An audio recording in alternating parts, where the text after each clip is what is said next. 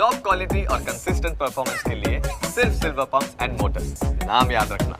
મહેસાણામાં આરોગ્ય વિભાગના અધિકારીઓને ન ગાંઠનાર તલાટીઓ સામે સીઆરપીસીની કલમ 135 મુજબ કાર્યવાહી શરૂ થતા ચર્ચાએ જોર પકડ્યું છે। મહેસાણાના અનેક ગામમાં સ્વચ્છતાના અભાવની ફરિયાદો મળી હતી।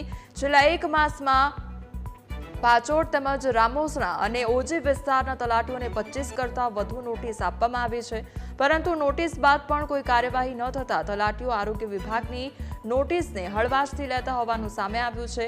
10 જેટલી ગ્રામ પંચાયતના લોકો ગંદકીથી પરેશાન છે, જે અંગે આરોગ્ય વિભાગે તલાટી અને વહીવટદારોને લેખિતમાં સૂચના આપી હતી, તેમ છતાં કોઈ જ કાર્યવાહી કરવામાં આવી નથી। હજુ પણ ગંદકીની સમસ્યા ઠેરની ઠેર છે, જેથી ગ્રામજનોએ જિલ્લા પંચાયતમાં રજૂઆત કરી હતી, જેથી હવે જિલ્લા વિકાસ અધિકારી આવા બેદરકારી તલાટીઓ સામે એક્શનમાં આવ્યા છે।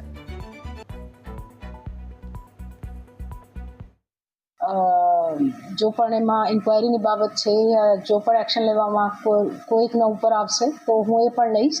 અને સાથે સાથે અમે સ્વચ્છતા ही સેવા કેમ્પેન ચાલુ કર્યા છે, તો આ મુજબ પણ હેલ્થ ડિપાર્ટમેન્ટ અને અમારા ડીઆરડીએ વિભાગ અને અમારા પોષણ વિભાગ એ સાથે સાથે કામગીરી કરી રહ્યા છે। જો પ્રોપરલી કામગીરી આપણી નથી કરતા તો એના ઉપર સ્ટ્રિક્ટ એક્શન લેવામાં આવશે।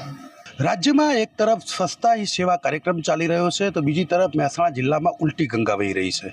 महेसाणा जिला में ग्राम्य विस्तारों में ज्यां ज्यां गंदकी की फरियाद है और नागरिकों द्वारा ज्यां ज्यां गंदकी की फरियाद करवामां आवी छे अने आ फरियादों आरोग्य विभाग ने मळी अने त्यारबाद आरोग्य विभाग द्वारा जे ते ग्राम पंचायतना तलाटी अने वहीवटदारोने आ गंदकी हटाववा माटे नोटिसो पाठववामां आवी, पण नोटिसो पाठव्या पछी तेनुं अमलीकरण ज ना थयुं अने जेने लईने हवे जिल्ला विकास अधिकारी द्वारा नोटिसनुं अमलीकरण नहीं करनार जे तलाटी અને વહીવટદાર છે તેમની સામે સીઆરપીસીની કલમ 135 મુજબ કાર્યવાહી કરવાની સૂચના આપવામાં આવી છે।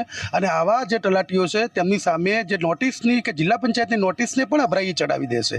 તો બીજી તરફ સ્વચ્છતા જે અભિયાન છે તેને પણ અભરાઈએ ચડાવી દીધું છે ગ્રામ પંચાયતના તલાટીઓએ, ત્યારે તેમની સામે હવે જિલ્લા પંચાયત દ્વારા કાર્યવાહી કરવાનો નિર્ણય લેવાયો છે। Kamlesh Rawal, News capital.